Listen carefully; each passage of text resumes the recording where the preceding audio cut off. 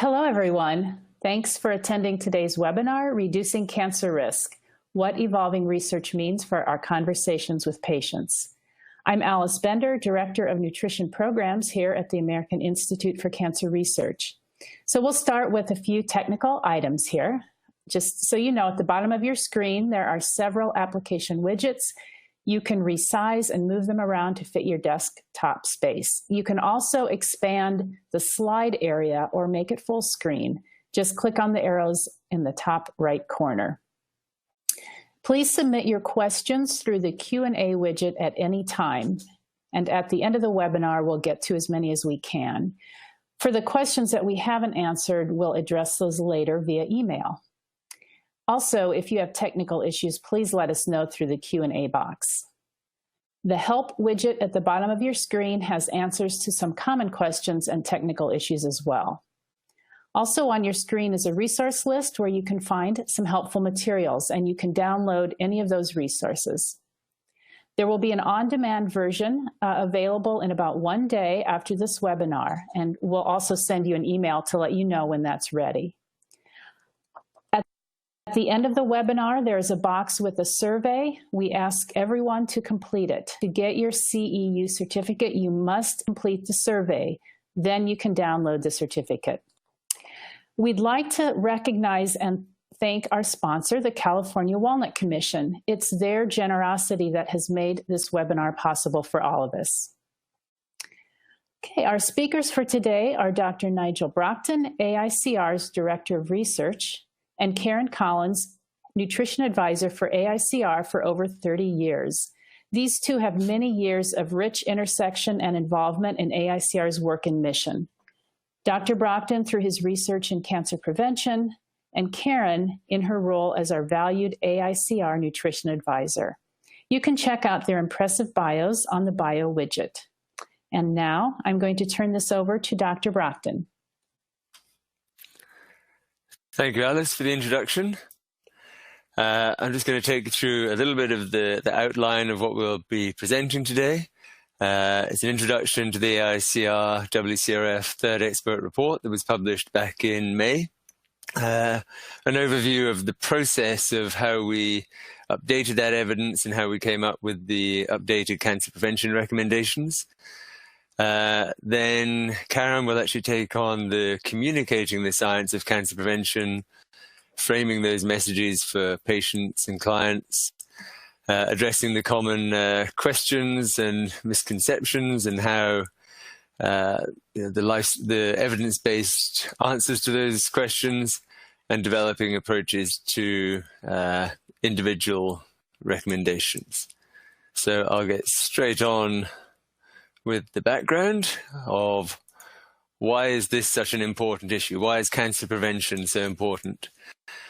Cancer causes 1 in 6 deaths worldwide, projected that by 2030, there'll be almost 22 million cases of cancer each year and 13 million cancer deaths. So it's an enormous problem. Also, there are currently approximately 32 million cancer survivors around the world who are at risk of cancer recurrence and progression, and also other chronic diseases that they're at higher risk for. 30 to 50% of all cancers are preventable. The numbers of cancers number of cancers each year is going up, and it's sometimes confusing because you do hear headlines saying that the rates of cancer are going down, but although the age standardized rates are going down for many cancers, the finite number is going up because globally the population is aging. And if you look at the graph on the right there, the burden of cancer is due to grow disproportionately in the low to middle income countries, where the costs of treatment are hard to meet, so prevention really is essential. So that's why we're doing all this. And we've been doing this for about 3 decades. The first expert report was published in 1997. At that time, it really reflected the field of cancer research, in that it was focused very much on mutations and carcinogens in the food. Things have moved on a bit when we published this second expert report in 2007, much more focused on genetic interactions, again, sort of reflecting the stage of the science at that time. And in May, we published the third expert report, and it's very much focused on lifestyle patterns and the whole how our whole lifestyle impacts our cancer risk. So after the 2007 report, and sort of as a product of that, the Continuous Update Project was born. The amount of literature that's available to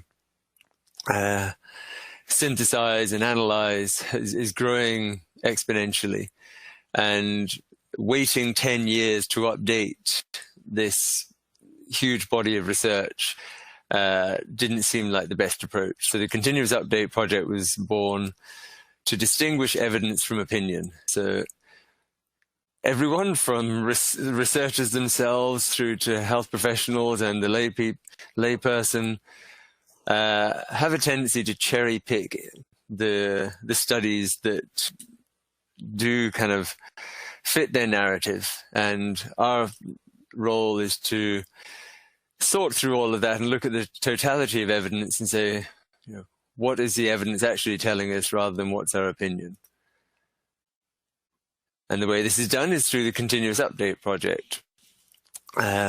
So this is conducted by the AICR WCRF network on a sort of ongoing basis. A cancer site is selected based on the amount of evidence, new evidence that's available, the time since the last update, and to some extent the clinical burden of that cancer. It's all based on a centralized database that's held at Imperial College London, and this is updated as new studies are published in real time, and then analyses can be done directly from that database with all of the parameters of each study. The team there generates systematic literature reviews and reports. Those are then sent out for external review to peer reviewers. They're then revised and sent to the CUP expert panel. So the CUP expert panel is made up of the best people in the field of lifestyle and cancer. And they get together and evaluate the evidence that's presented and make a determination on how strong the evidence is, whether this should influence our recommendations, and provide the best possible advice to health professionals and lay people. And each kind of 10 years, the recommendations are updated, and that's the process that we just went through for the third expert report. But this is an ongoing process. It involves more than 100 scientists across 17 countries, and that's the panel, the peer reviewers, external advisors, and this is how we get to the strength of the evidence, and also acknowledging the weaknesses in parts of the evidence. So the way that they judge the evidence is on predefined criteria that are laid out in the protocol before any of this work's even started, before the systematic literature reviews are done. So it's the number and types of studies, the quality of the exposure and outcome assessment. So depending on what factors the study is designed to look at, assessing the quality of how that data is being collected, and then the outcome, whether that's cancer incidence, or for the survivorship ones, the outcomes after diagnosis. The heterogeneity within and between the studies, how much sort of difference there is within the studies that could potentially influence the results. Exclusion of chance, bias, and confounding. Have all these been taken into account in the analyses? Is there a biological gradient? So do you see this dose response that more or less of something leads to more or less of the effect? Evidence of mechanisms. How do these factors work to influence risk? And then the size of effect. So there are, if you have a very common exposure with a small effect on a population, it may have a large impact. Or you could have something that's actually quite a large effect, but a fairly rare exposure may also have a significant impact.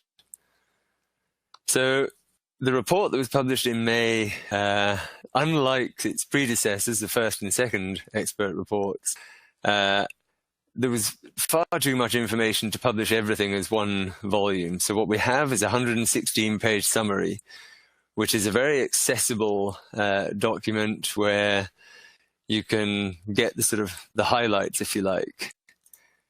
Online, there's then all the continuous update project reports for the cancer sites that have been looked at. In addition to those, there are the supporting chapters, the cancer process, the exposure sections, judging the evidence, the recommendations, cancer survivors, future directions, and the 2 additional CUP reports that were published at the time. So that comprises about 2,000 pages. If you add in the protocols, it's 12,000 pages. So it's an enormous amount of information. And publishing one document was not a feasible approach. So I like to think of it as a funnel of evidence. So depending which angle you want to come at this from, if you start at the recommendations and you're interested in what evidence supports those recommendations, then you can go to the summary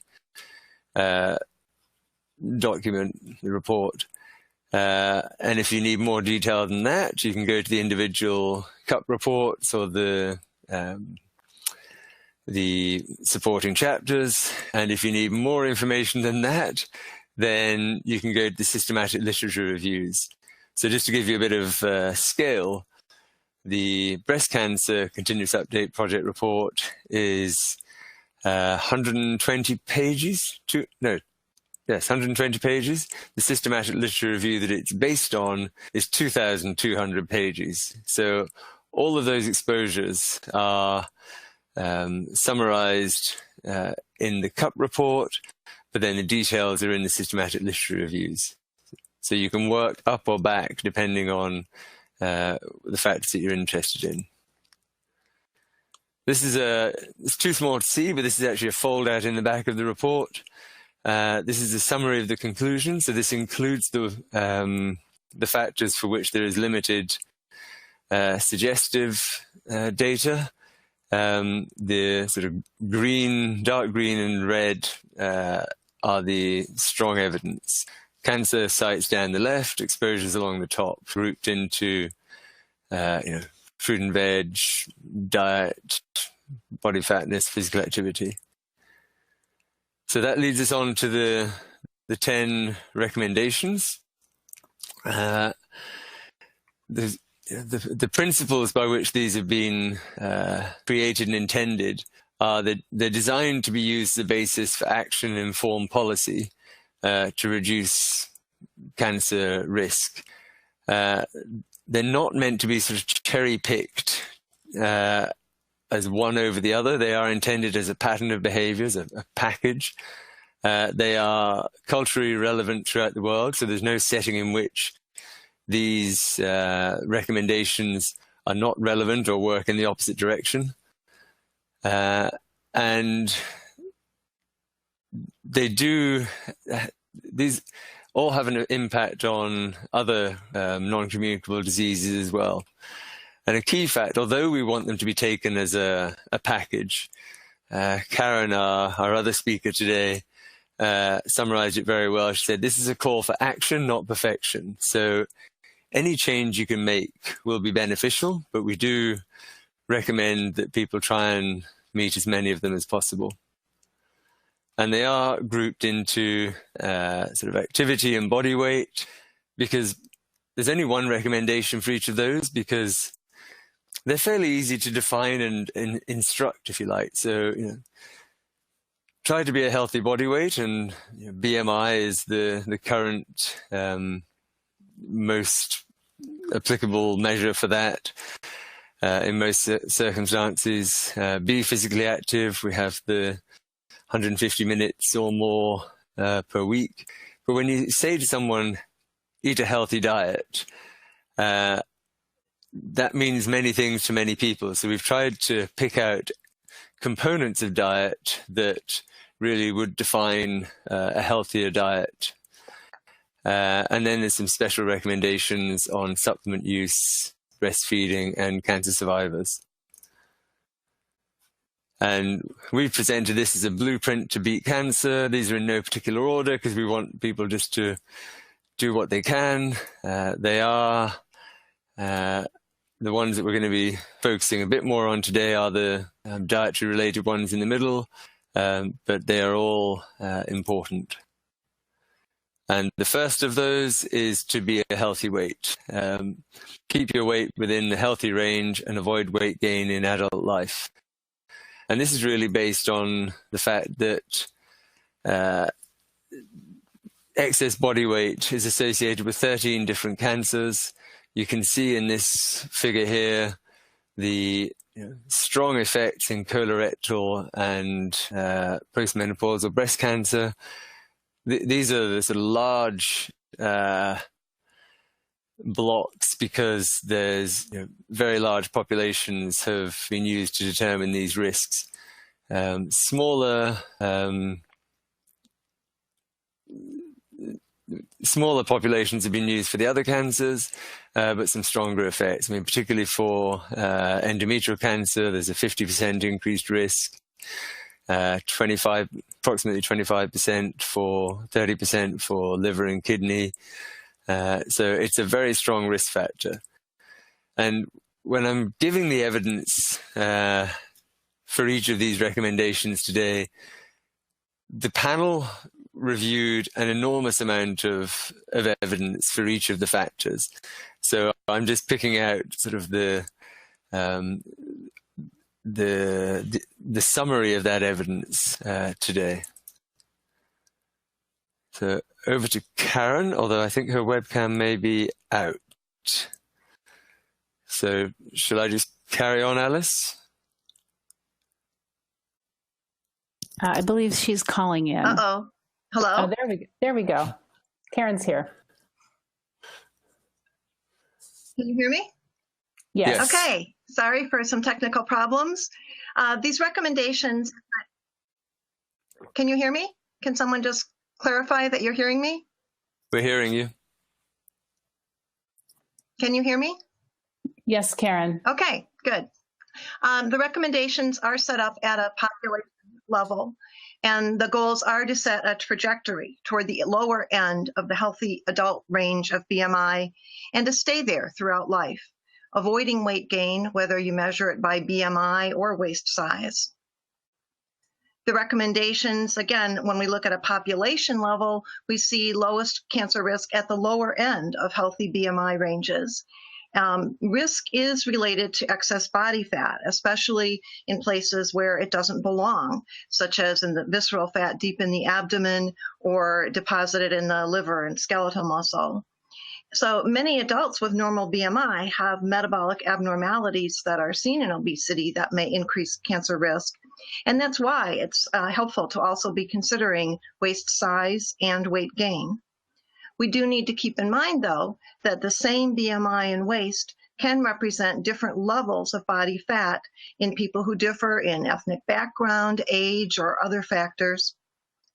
So as health professionals, we need to consider many factors as we talk to individuals about a weight and waist that are healthy for them. We need to help people talk about weight control removed from stereotypes and a culture of body shaming. We need to clarify that people can take positive actions without restrictive diets that promote a cycle of weight loss and regain continually. For people with overweight or obesity, current research demonstrates that even modest weight amounts of intentional weight loss can produce clinically significant changes in biomarkers of cancer risk, such as insulin resistance, estrogen levels, and markers of inflammation. It's likely that people with excess body fat, modest weight loss could reduce their cancer risk. But right now, the amount and quality of that long-term data is still very limited. What we do know is that long-term maintenance of weight can be challenging for many people. So avoiding weight gain can be an important goal for people who are currently at a healthy weight and those who have overweight. Thank you, Karen. So on to our next recommendation, which is to be physically active. So on to our next recommendation, which is to be physically be physically active as part of your everyday life. Walk more and sit less. This is based on the data that shows that particularly for colorectal cancer, endometrial cancer, and post and premenopausal cancer, that physical activity has an impact on reducing the risk of cancer independent of body weight. And these analyses have been done using the highest versus the lowest categories of activity, because it's hard to do, not currently possible to do a dose response analysis because of the different ways in which the data has been collected, but across total activity, occupational, recreational, and particularly in premenopausal breast cancer, vigorous activity was shown to have the strongest effect. This physical activity does also impact body weight, so it does relate to the previous recommendation. And also sort of embedded within this is to minimize sedentary behavior. So as somebody said, if physical activity was a pill, they would prescribe it to everyone. So everyone should be trying to at least meet the recommendations.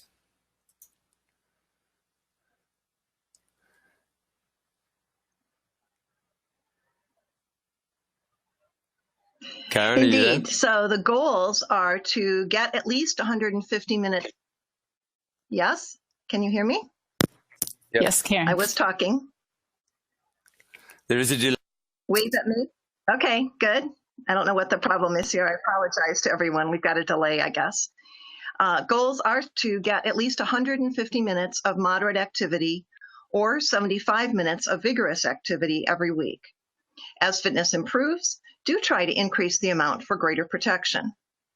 And secondly, to limit the amount of time spent for sitting for extended periods and take regular breaks.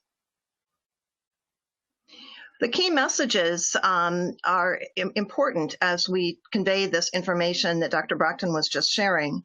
Unfortunately, it's not unusual for people who feel like they've scrambled to work in walks, and then at the end of 1 week, they don't see any weight loss and conclude that exercise didn't work.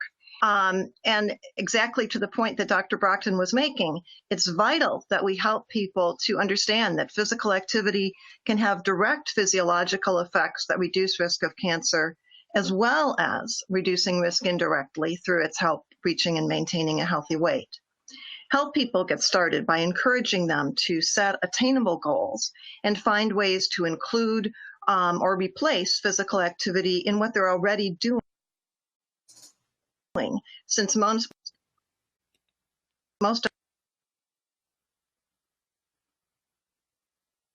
of us cannot add extra minutes to our days. They don't need to reward it with food. So our next recommendation is and this starts the sort of block of recommendations that are related to diet. Eat a diet rich in whole grains, vegetables, fruits, and beans. Make whole grains, vegetables, fruits, and pulses, legumes, such as beans and lentils, a major part of your usual diet. And this is based on the strongest evidence in colorectal cancer.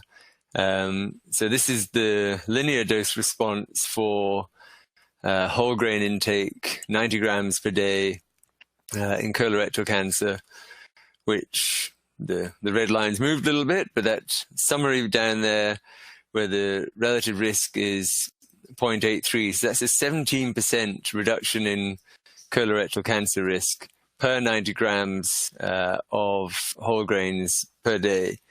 So if you look at the number of people diagnosed with colorectal cancer in the US, which is about 140,000 per year, if we could reduce the risk of colorectal cancer by 17%, that would be 23,000 less colorectal cancers per year.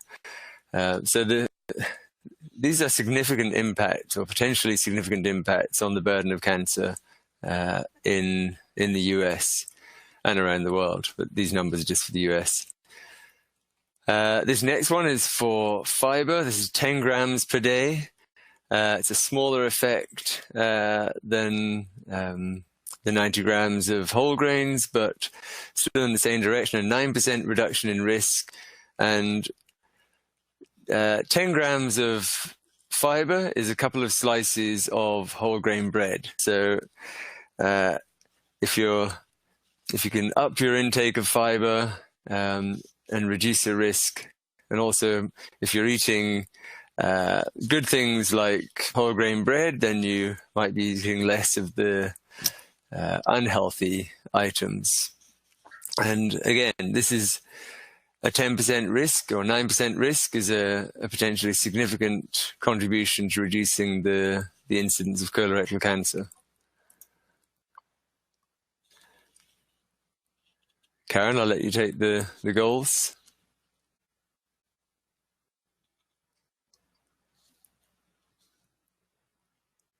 The goals are to include whole grains, non-starchy vegetables, fruits, and legumes in most meals, and doing so to accumulate a total of at least 30 grams of fiber from food sources each day.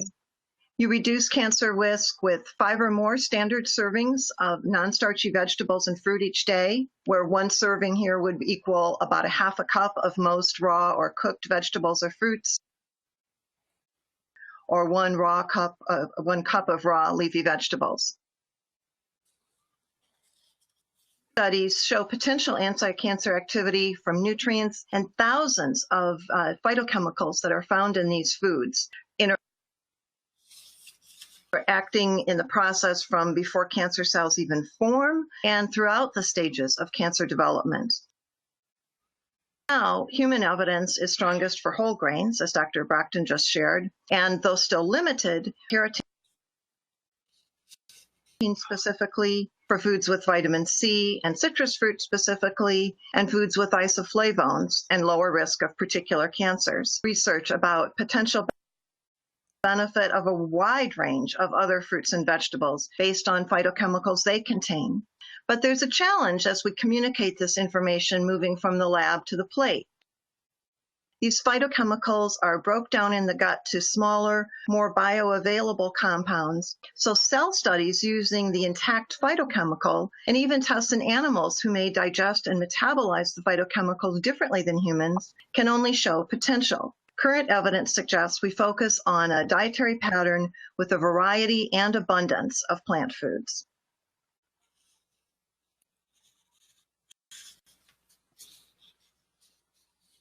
Eating habits, emphasizing nutrient-rich plant foods, provide additional benefits through their low calorie density, meaning they allow us to limit calories with smaller reductions in portion size. Benefit, that means we need to tell people that they're not simply adding these healthy foods to their eating habits, but using them as ways to replace or choose smaller portions of other foods. Target levels of vegetables and fruits is higher than they feel they could reasonably reach. Larger amounts likely helps further decrease risk of cancer and heart disease, and may be helpful in achieving an overall eating pattern low enough in calories that it helps people maintain a healthy weight. But it's very important to know and remind people that the biggest difference in cancer risk comes when people with very low intake add a bit more and get up to those 5 servings a day. Now, the recommendations talk about non-starchy vegetables, but these recommendations are not meant to suggest avoiding choices like potatoes. The point is to be wary of their typical portion size and the preparation methods that are often used, like French fries, one of our major national foods. Rather than focusing on avoiding potatoes, focus on expanding the amount and variety of other vegetables each day. An eating pattern that emphasizes these plant foods will tend to be low in glycemic load, but by using glycemic index or load as the defining criteria for choosing healthy foods, someone may conclude that there's certain candies that are going to be a healthier choice than cherries or watermelon. And that's certainly not the spirit of what we're trying to convey in this recommendation. So although this recommendation will tend to produce a diet that's low in glycemic load, we need to emphasize that it is overall eating pattern and a variety of healthful foods that need to be our targets. Thank you, Karen. Our next recommendation is to limit the consumption of fast foods and other processed foods high in fat, starches, or sugars. Limiting these foods will help control calorie intake and maintain a healthy weight. So we don't currently have direct evidence that food items defined as fast food are directly linked to cancer. A lot of this work has been done in the obesity realm, but we do know that fast foods are associated with risk of having overweight and obesity. And we know that if you're eating fast foods, you're probably not eating a lot of whole grains and fruits and vegetables. So that's why this recommendation is really, for the moment, tied to reducing the risk of weight gain and overweight and obesity. And since that is linked to 13 different cancers, that's our recommendation, to avoid these items.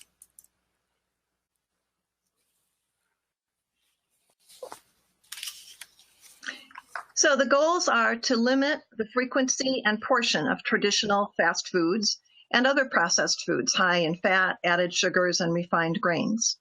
Replace them with vegetables, fruits, and relatively unprocessed grains, which improve overall diet quality and are less likely to promote weight gain. Again, some nuances in sharing this recommendation. One is, as Dr. Brockton pointed out, this is a recommendation focused on foods that promote weight gain and overweight when they're consumed frequently or in large portions. Most foods undergo some form of processing before consumption. So we're talking here about limiting foods that are highly processed in ways that increase calories and reduce nutrients.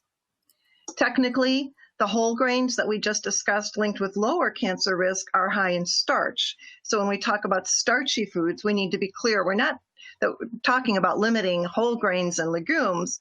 We're talking about limiting refined starches, especially those prepared in combination with high loads of added fat or sugar that make them concentrated in calories. Likewise, with all the talk these days about limiting carbohydrate, we need to be clear that foods with natural sugar, like fruit, do not promote weight gain. We're focused on avoiding excess amounts of added sugars. The concern is that all these calorie-dense foods promote weight gain, but evidence does not support avoiding all high-fat foods for weight control or to lower cancer risk. We need to talk about including small servings of nuts, seeds, and oils within a healthful eating pattern.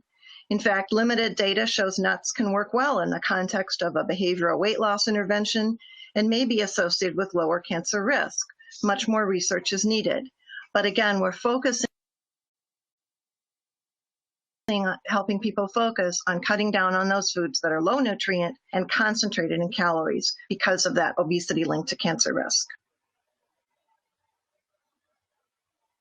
The consumption of red and processed meat, The details are eat no more than moderate amounts of meat, such as beef, pork, and lamb.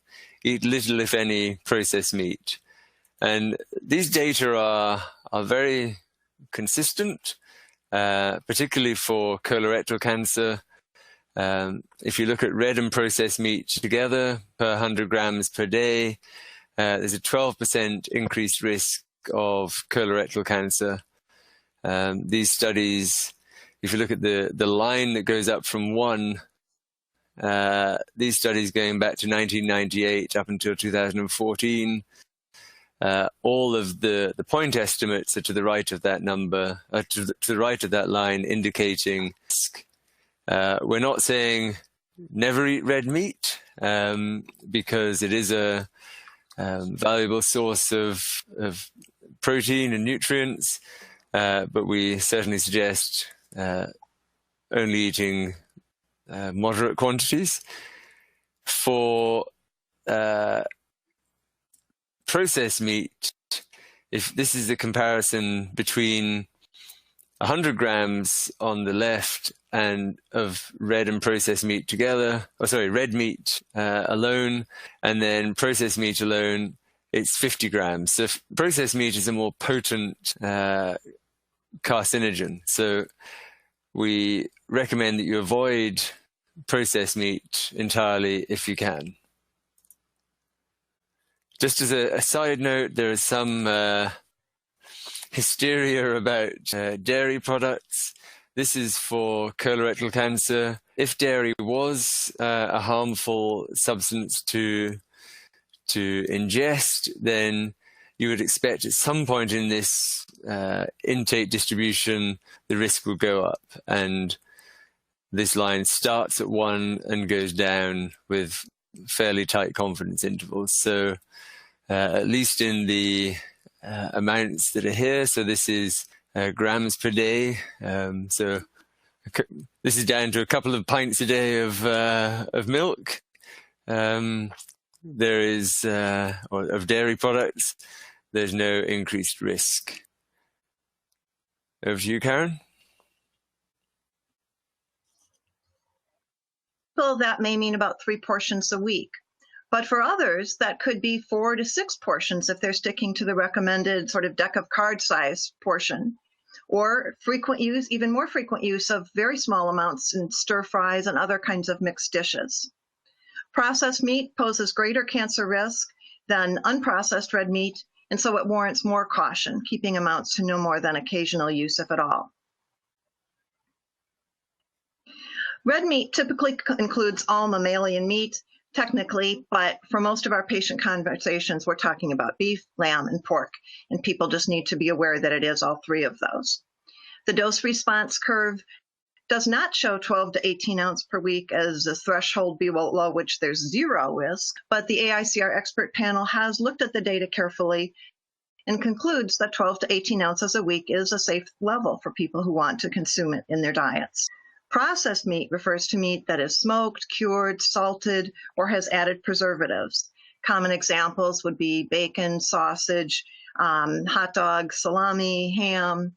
And people often ask about whether there are various alternatives to these that might be safer versions. But data is still very limited on that.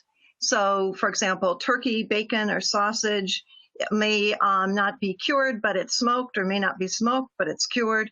So all of these at this point really are best left to minimal use.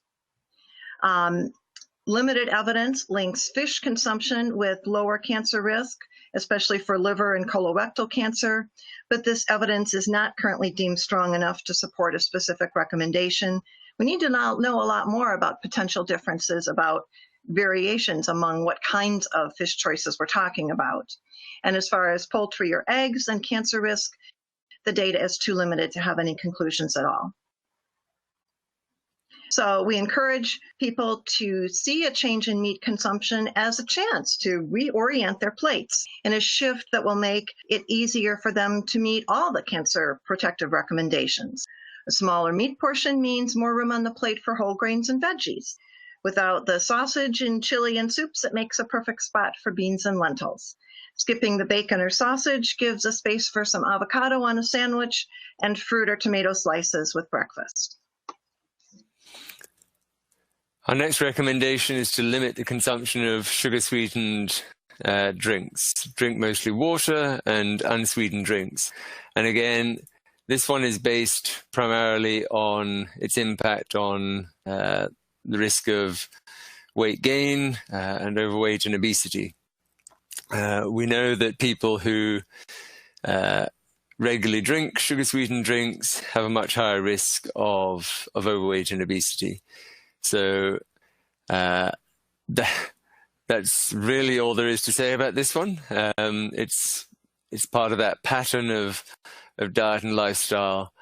So we recommend, because these are the very few, if any, nutrients, and they can be eliminated from the diet without any negative consequences.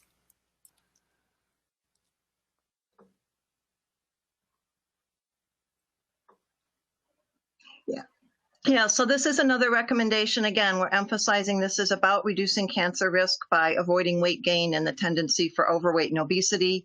The goal is to drink water and other unsweetened drinks like unsweetened tea or coffee as primary beverage choices. The evidence doesn't link beverages sweetened with non-nutritive sweeteners with an increase in cancer risk. So the question about whether it is or is not helpful for your individual patient is whether it is helping them to reach and maintain a healthy weight. Our next recommendation is to limit alcohol consumption, and for cancer prevention, it's best not to drink alcohol at all. This is based on strong evidence across 6 different types of cancer. The dose-response curves do differ quite markedly between each of the sites that's associated with alcohol causing cancer.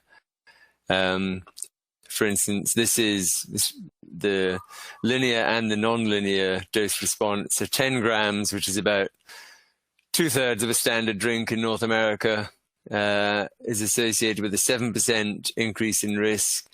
If you look at the dose response curve, it really becomes significant at about 40 grams, 20 to 30 grams per day, so a couple of drinks a day.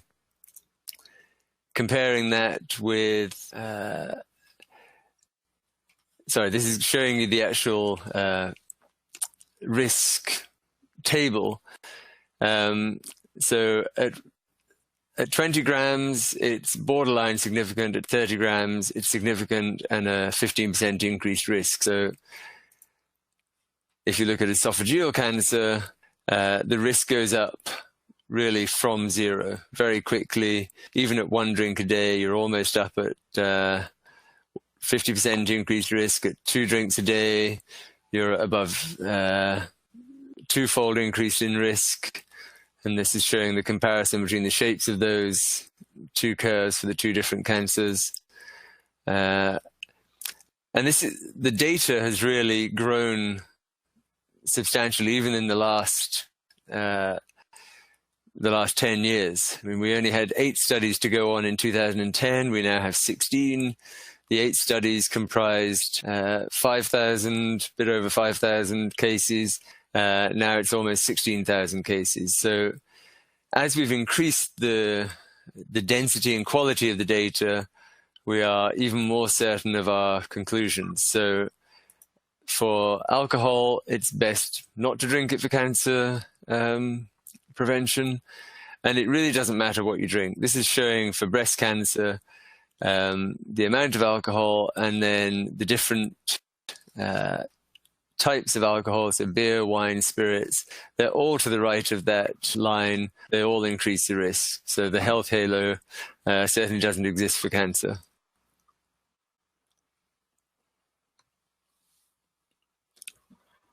So people often associate alcohol with lower heart disease risk, but alcohol in amounts beyond moderation can raise blood pressure and serum triglycerides and contribute to excessive calorie consumption.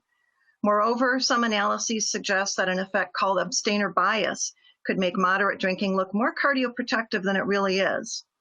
As Dr. Brockton said, evidence is now stronger than ever that alcohol is a cause of several different cancers. So don't get distracted by laboratory findings on resveratrol, a phytochemical that's found in red wine. Human research shows that the association between alcohol and cancer risk is consistent, regardless of whether it's beer, red wine, white wine, or distilled liquor. The key message then is not drinking is better for cancer prevention, and for those who choose to drink, limit intake to no more than 2 drinks a day for men and one drink a day for women. That 1 drink is the amount that provides 14 grams of ethanol, which normally is 12 ounces of beer, 5 ounces of wine, or 1.5 ounces of distilled spirits. But keep your eye on this with individual patients, because as higher alcohol beverages, like many of the craft beers and fortified wines, are combining with larger and larger glass sizes, it's very easy for 1 drink to pose even more cancer risk because it contains more than 14 grams of ethanol. So our next recommendation is to not use supplements for cancer prevention. Aim to meet nutritional needs through diet alone. A good example of this is looking at dietary calcium, where 20 milligrams per day is associated with a 6% decreased risk of colorectal cancer. And although there is a decreased risk associated with taking calcium supplements, it may actually increase the risk of prostate cancer. So our recommendations are to meet your nutritional needs through diet, unless specifically directed by a healthcare professional.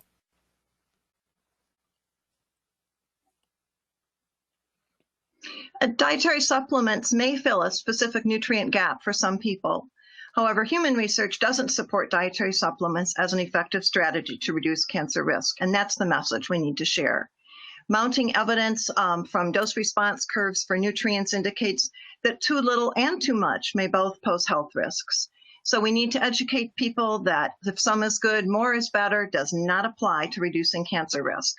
Achievable amounts of nutrient-rich foods swapped as replacements for foods that are low in nutrients are enough to make a difference in cancer risk. Obtaining nutrients and foods from compounds, nutrients and other compounds from food brings a whole range of protectors beyond just the one that you might think you're choosing. Our penultimate recommendation is for mothers to breastfeed their babies if you can. It's good for both the mother and the baby. There is a small but significant decreased risk of breast cancer, and just the overall benefits. This is something that we are in step with the World Health Organization to recommend.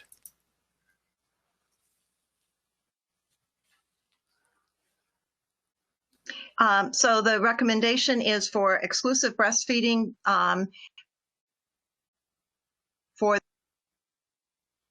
the first 6 months of life, and continuing with complementary foods from 6 months until at least 12 months of age, or up to 2 years or more, as with the recommendation of the Academy of Nutrition and Dietetics and multiple health organizations.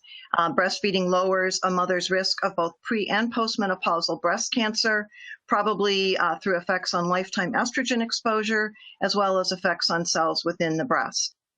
So as they are able to, the longer women can breastfeed their babies, the more they are protecting themselves against cancer.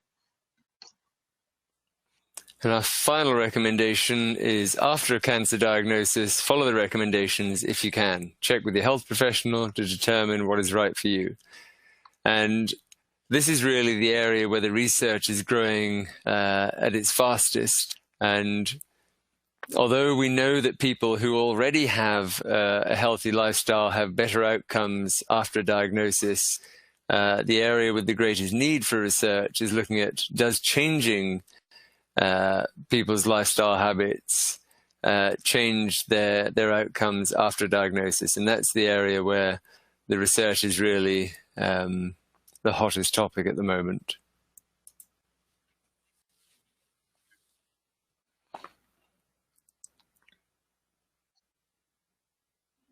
So people who have been diagnosed with cancer have diverse nutrition issues, both during and after cancer treatment, and these can be important in the short term and for long-term survival. People diagnosed should, as soon as possible, consult an appropriately trained health professional who can take each person's circumstances into account. During treatment, these recommendations that we've been discussing for cancer prevention may be appropriate in some cases, but for other people, they may not be appropriate at any given time during that active treatment phase.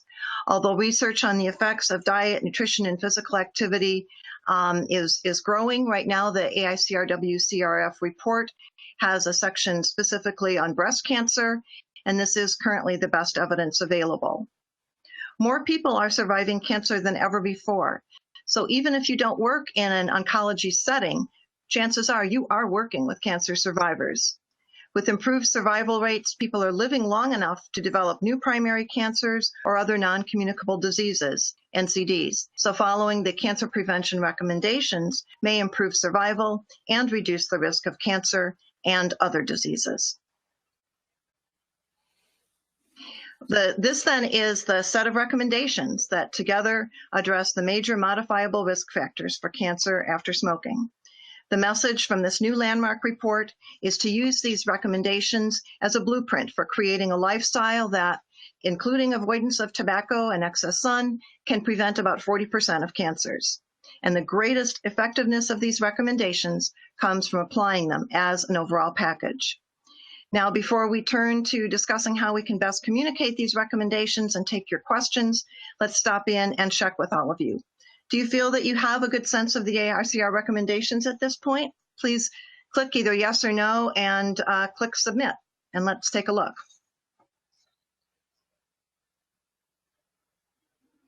Give everybody just a few seconds.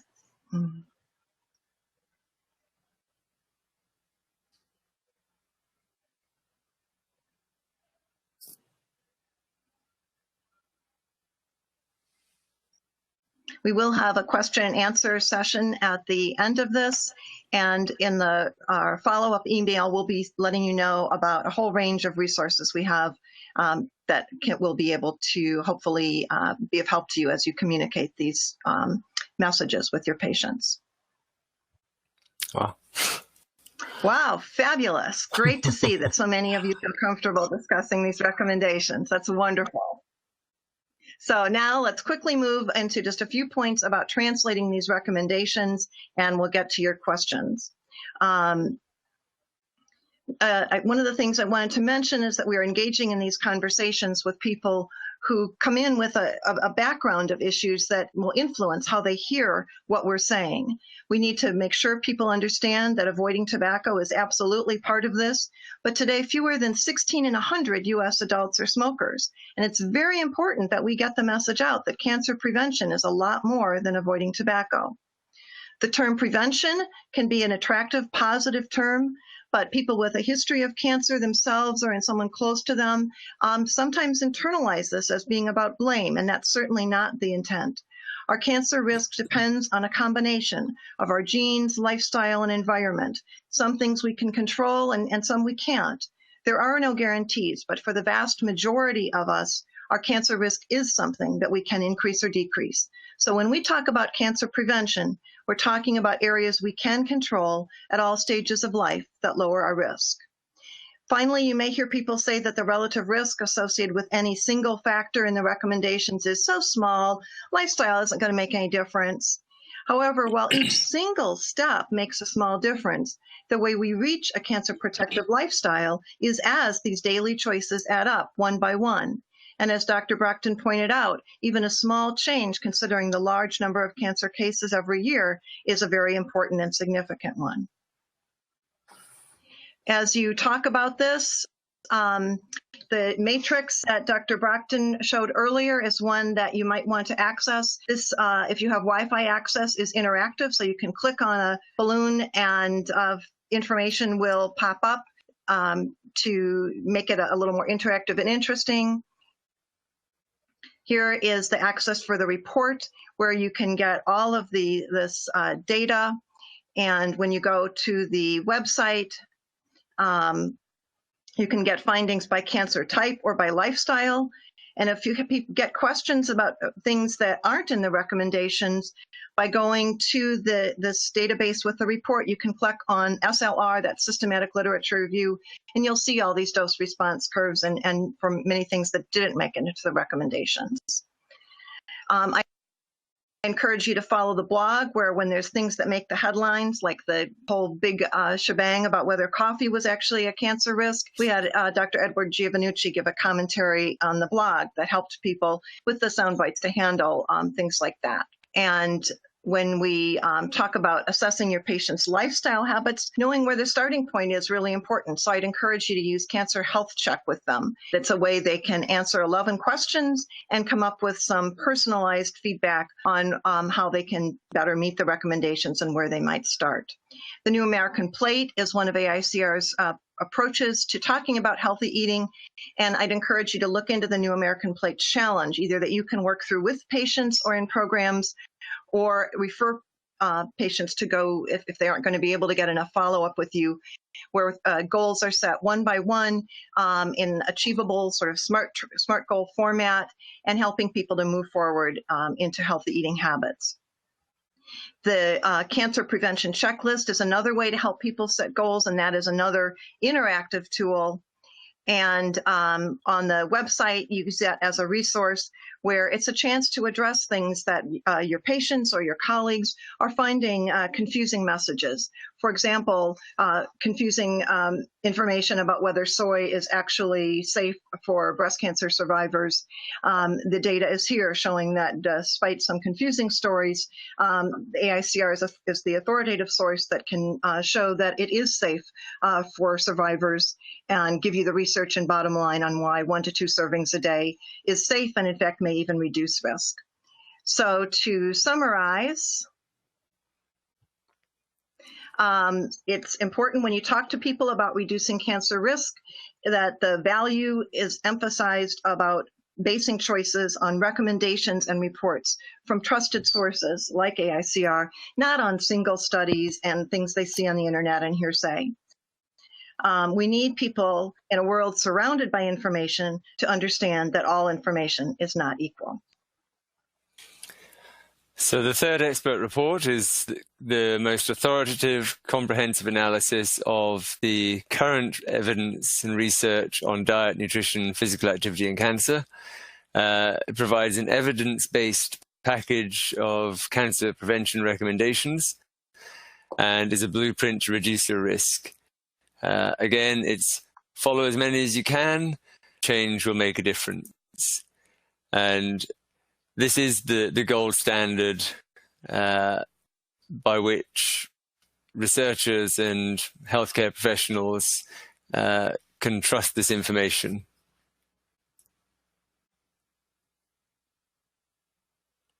Okay, thank you, Karen and Nigel. We appreciate your insight and explanation of the recommendations. We again want to say thank you to California Walnut Commission for sponsoring this webinar.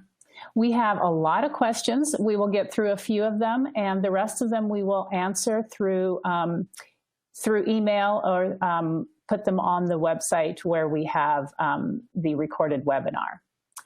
So the first question, we actually have a couple people ask this question. What do you say to people who ask you about sugar causing cancer, or they say that sugar causes cancer?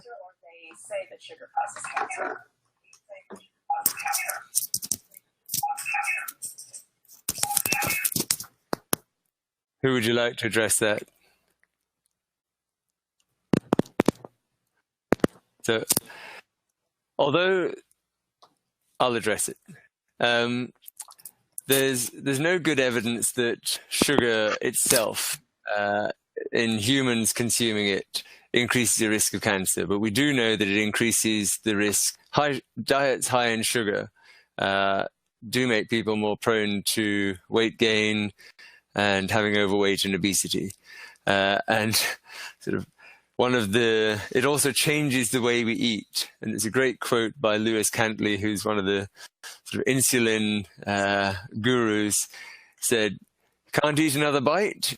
too full, put some sugar on it, you'll keep eating. And I think that's where in the food chain these days, there is so much added sugar that it is changing the way people eat, leading to obesity, and that's causing elevated cancer risk.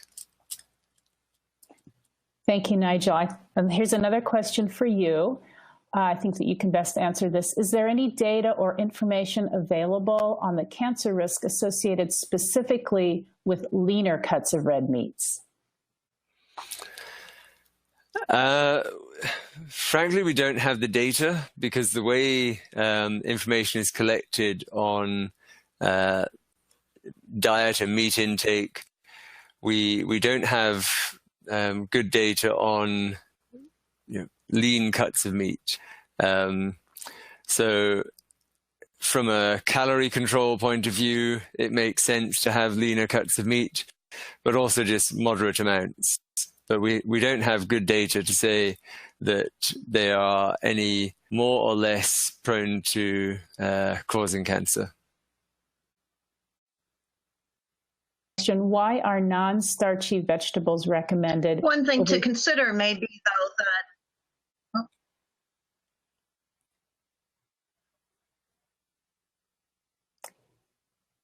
So I'll repeat the question. Why are non-starchy vegetables recommended over starchy ones, such as peas and corn, or just simply lowering your calories? Go ahead, Alice. That's okay.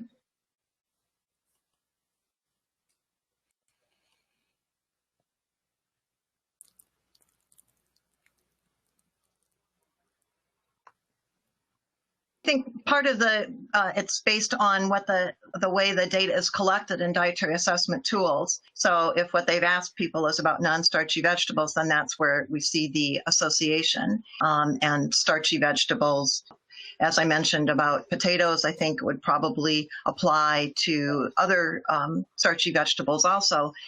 Corn and peas have great nutritional value. They're good sources of fiber and so forth. So it's not about avoiding them.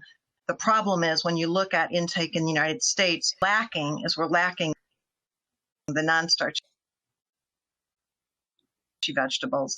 And we know that there are many protective compounds there. So as we're boosting vegetables, we need to not just eat more of the same, we need to be eating more of these that have a wide range of potential benefits. Thank you, Karen. This will be the last question for this webinar, but as I said, we will post answers to the other questions that have been asked here later. So what weight management programs do you suggest for people with low to moderate income who would not be able to access commercial weight loss programs?